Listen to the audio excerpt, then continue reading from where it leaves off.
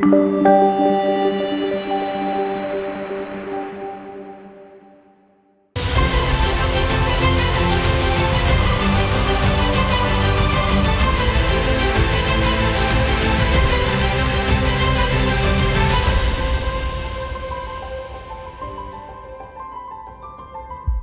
friends, and I'm happy to be back with you again today.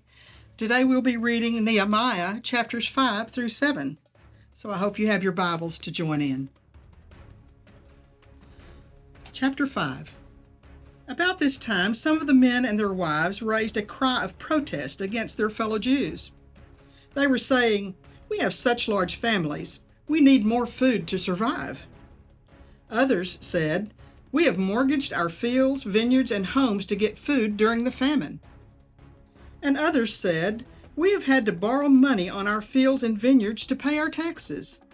We belong to the same family as those who are wealthy, and our children are just like theirs. Yet we must sell our children into slavery just to get enough money to live. We have already sold some of our daughters, and we are helpless to do anything about it, for our fields and vineyards are already mortgaged to others." When I heard their complaints, I was very angry. After thinking it over, I spoke out against these nobles and officials. I told them, "You are hurting your own relatives by charging interest when they borrow money." Then I called a public meeting to deal with the problem. At the meeting, I said to them, "We are doing all we can to redeem our Jewish relatives who have had to sell themselves to pagan foreigners, but you are selling them back into slavery again. How often must we redeem them?" And they had nothing to say in their defense. Then I pressed further. What you are doing is not right. Should you not walk in the fear of our God in order to avoid being mocked by enemy nations? I myself, as well as my brothers and my workers, have been lending the people money and grain. But now let us stop this business of charging interest. You must restore their fields, vineyards, olive groves, and homes to them this very day, and repay the interest you charged when you lent them money, grain, new wine, and olive oil." They replied, "We will give back everything and demand nothing more from the people. We will do as you say." Then I called the priests and made the nobles and officials swear to do what they had promised. I shook out the folds of my robe and said, "If you fail to keep your promise, may God shake you like this from your homes and from your property." The whole assembly responded, "Amen." And they praised the Lord, and the people did as they had promised. For the entire 12 years that I was governor of Judah, from the 20th year to the 32nd year of the reign of King Artaxerxes, neither I nor my officials drew on our official food allowance. The former governors, in contrast, had laid heavy burdens on the people, demanding a daily ration of food and wine, besides 40 pieces of silver. Even their assistants took advantage of the people. But because I feared God, I didn't act that way. I also devoted myself to working on the wall and refused to acquire any land. And I required all my servants to spend time working on the wall. I asked for nothing, even though I regularly fed 150 Jewish officials at my table, besides all the visitors from other lands. The provisions I paid for each day included 1 ox, 6 choice sheep or goats, and a large number of poultry. And every 10 days, we needed a large supply of all kinds of wine. Yet I refused to claim the governor's food allowance because the people already carried a heavy burden. Remember, O God, all that I have done for these people, and bless me for it. Chapter 6.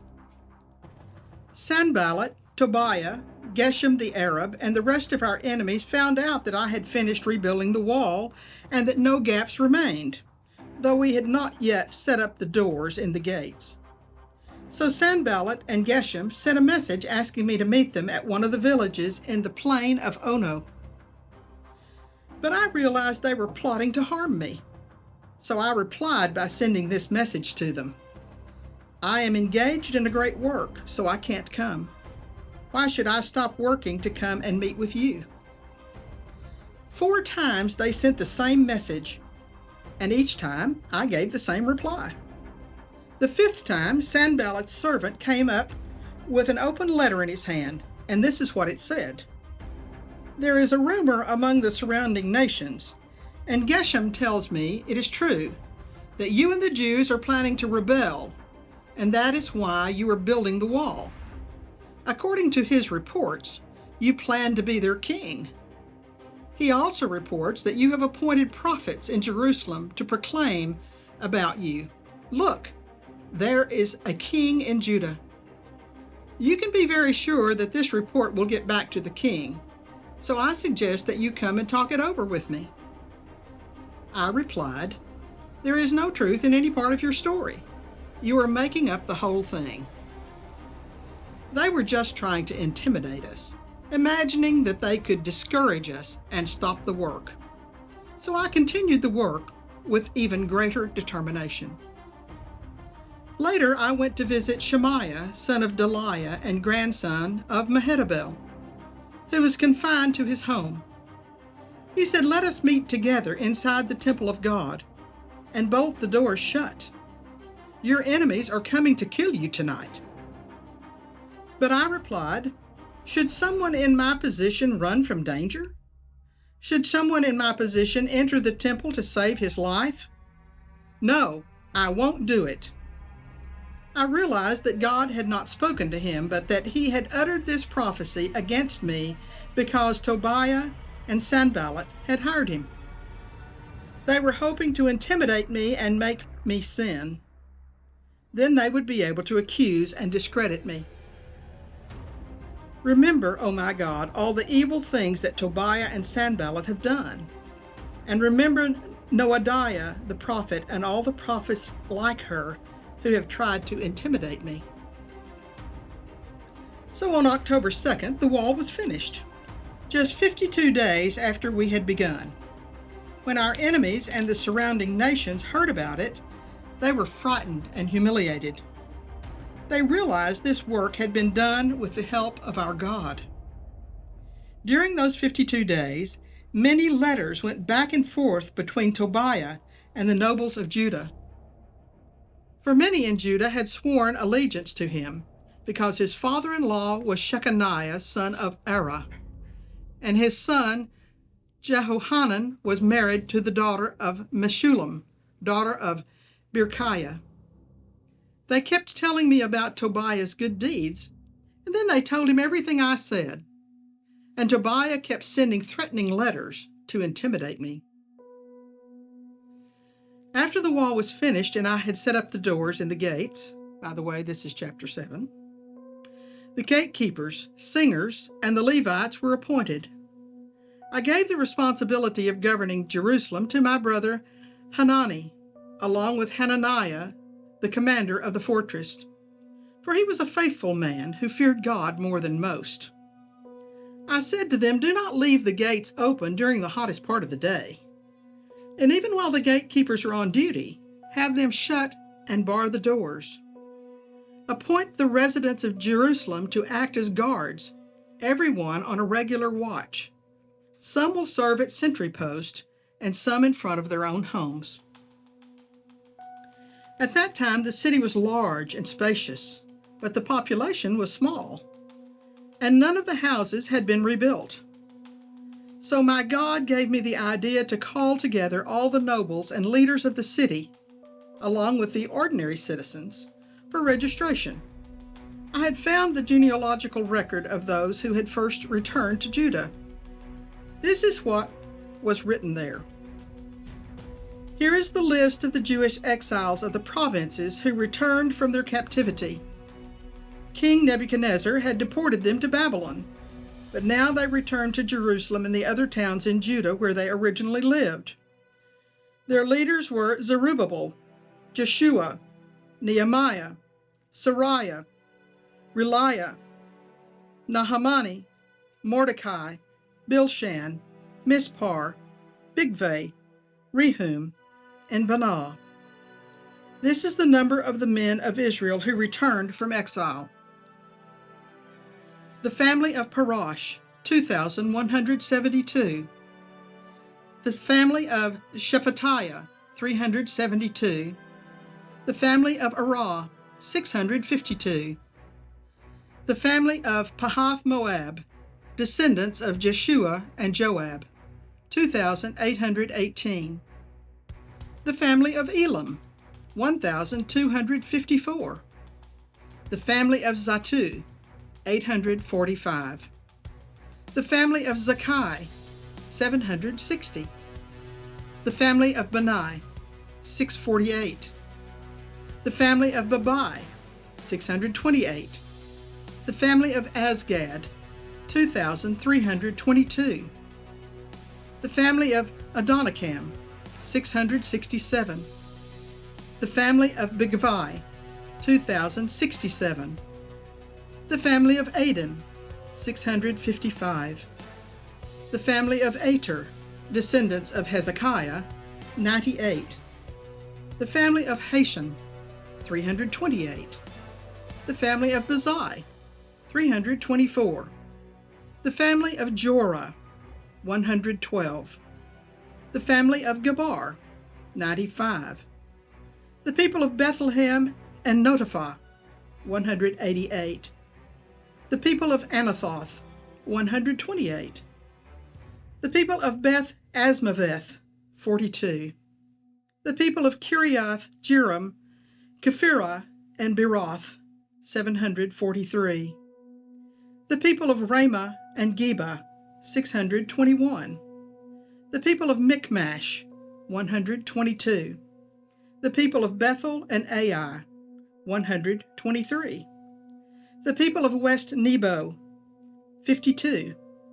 The citizens of West Elam, 1,254.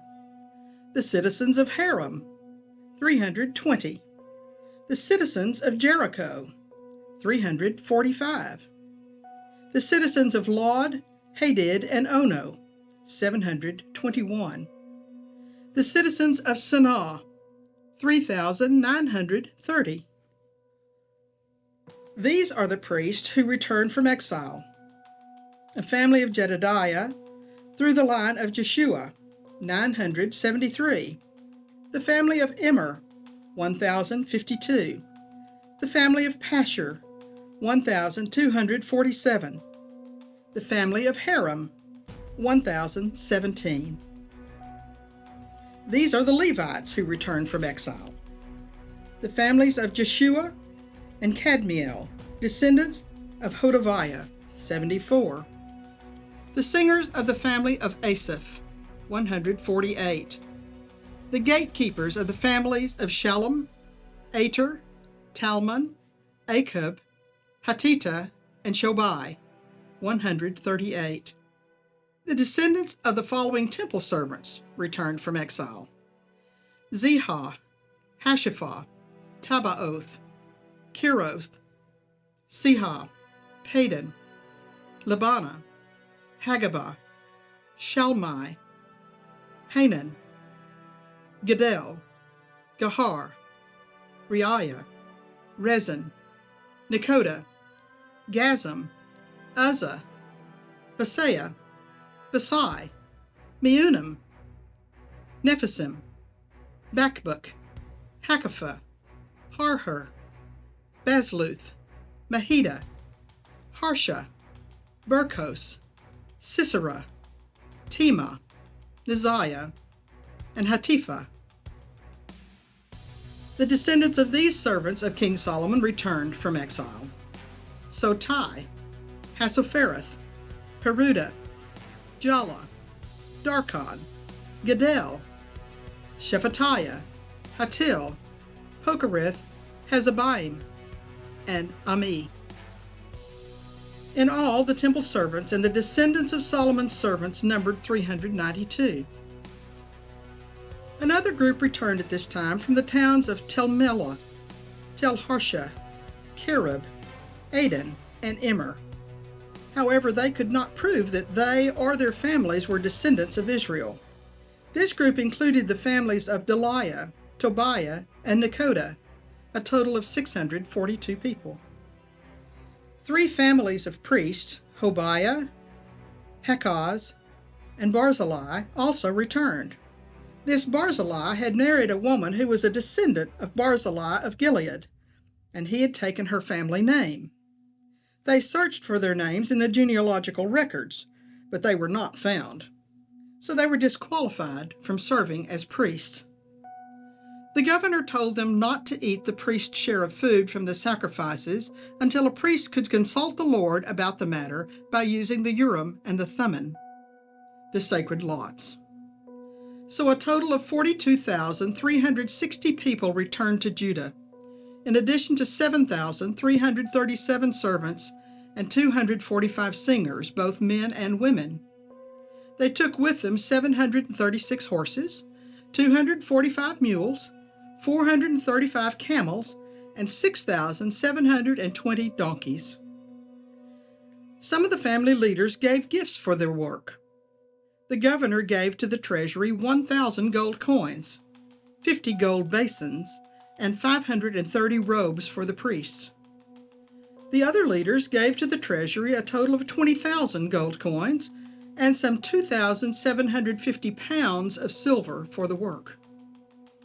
The rest of the people gave 20,000 gold coins, about 2,500 pounds of silver, and 67 robes for the priests. So the priests, the Levites, the gatekeepers, the singers, the temple servants, and some of the common people settled near Jerusalem. The rest of the people returned to their own towns throughout Israel.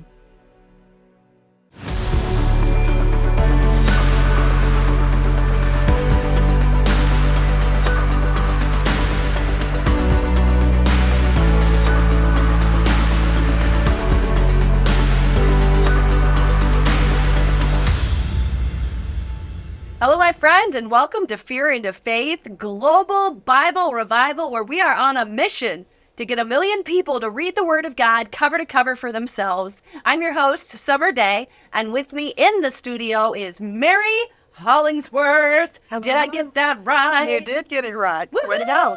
All right, it's all downhill from here now. We're good. We got it wrapped up, don't we? I love it. Well, will you just tell me a little bit about yourself?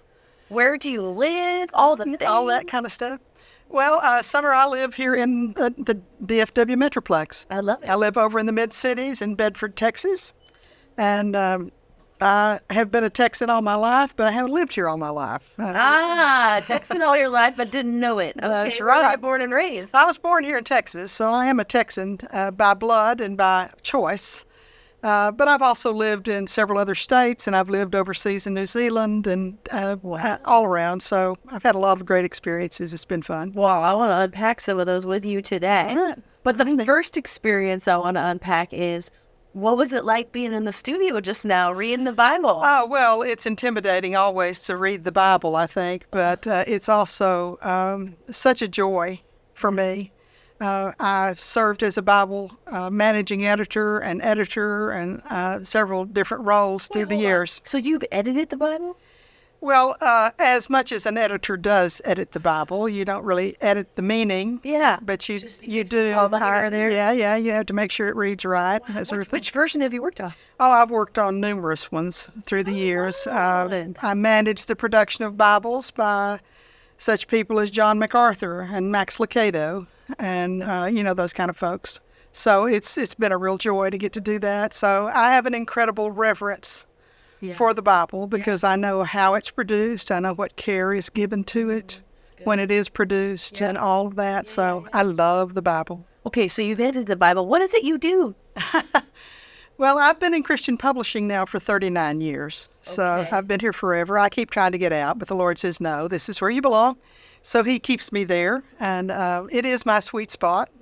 So I've served in several roles through the years in Christian publishing as an author myself, having numerous books published, but also as a managing editor, or some companies call it a production editor. Wow. So that just means you oversee all the people and the processes and everything that go into producing a book from the time the manuscript comes in from the author until you have printed books in the warehouse somewhere. Wow. So that's fun. Wow. Well, there is one thing I knew about you, and you kind of just breezed over it a little bit. You're like, oh, and I've authored just a few books. Like, how many is just a few, Mary? Like 3, 5? Well, if you counted them all, and I try not to, it's somewhere around 150. Oh, it's just a small number of 150 books. Right. I remember when you first told me that, I was like, did she say 150? Like, I didn't even think somebody could write 150 in a lifetime, girlfriend.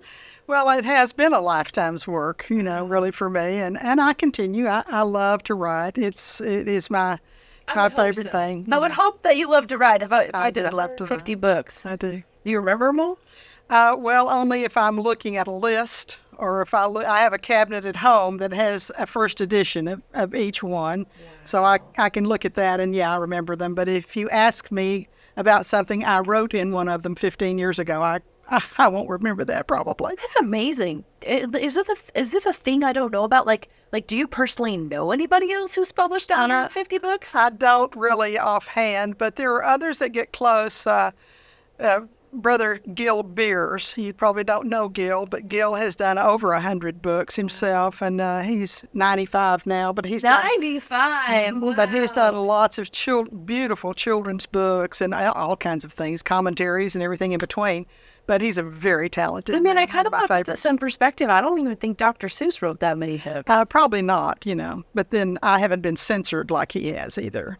Well, I think you need to be a legend. Come on, Mary, 150 books. Yeah. I love it. Do you have a favorite? Do I have a favorite? Oh, wow. That would be hard to say. There's like your favorite changes every day. Yeah, I change a lot because I've done a variety of styles of books and genres of books. I've done lots of kids' books. I've done gift books. I've done nonfiction books, and I've worked on every kind of book. I was the general manager for a Bible that Zondervan did for women. Wow. So it depends on what I'm working on. Yeah. Whatever I'm working on right now, that's my favorite. I love it. Whatever I'm working on at the moment. It's like whatever kid I'm talking to is my favorite. Well, exactly. Are you married? Do you have children? I am not married, and I have no children except my baby books. And some of them were breech birthed, I'm afraid. So good. Some of them were breached birds. Hilarious. Well, what made you say yes to this project?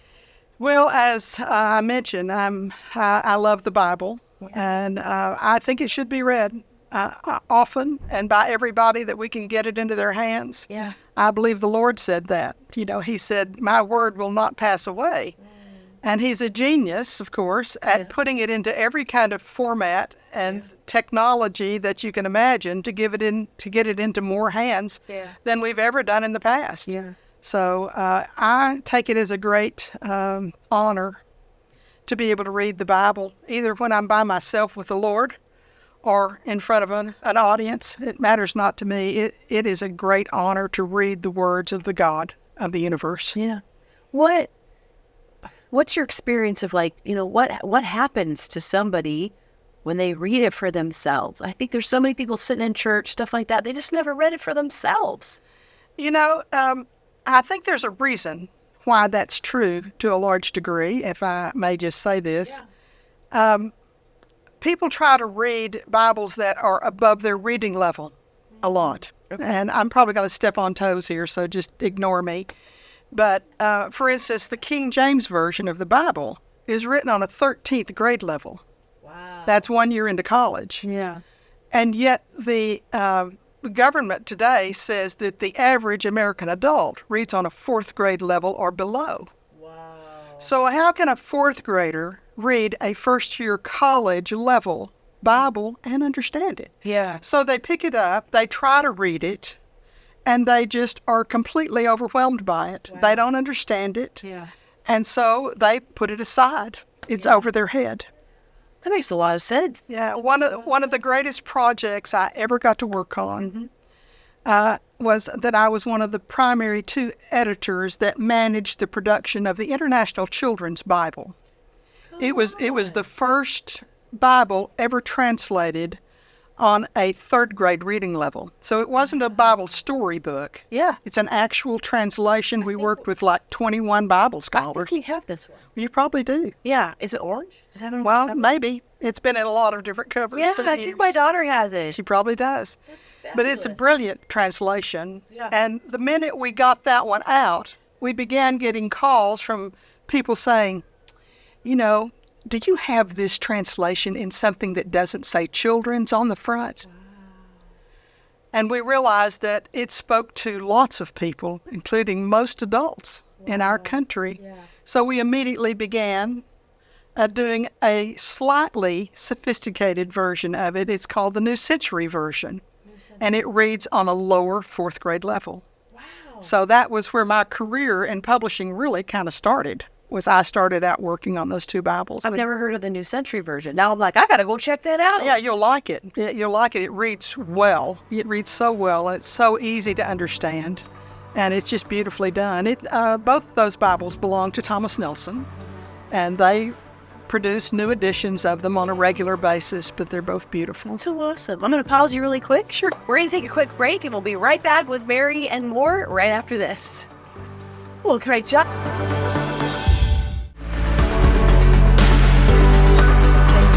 All this stuff. Welcome back. We're here with Mary, the author of not one or two or three or 10, but 150 books.